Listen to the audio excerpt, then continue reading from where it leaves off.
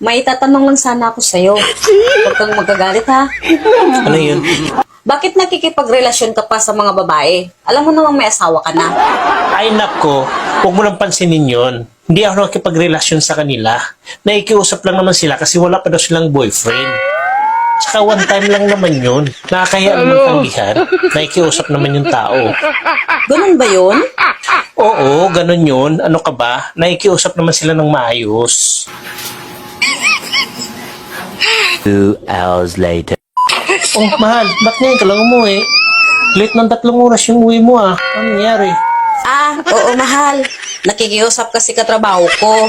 Niyaya niya ako sa Sogo. 3 oras lang naman yun. Wala daw kasi siyang girlfriend. Nakakahiya naman kapag tanggihan. Diba? Yan yung sabi mo. Savage!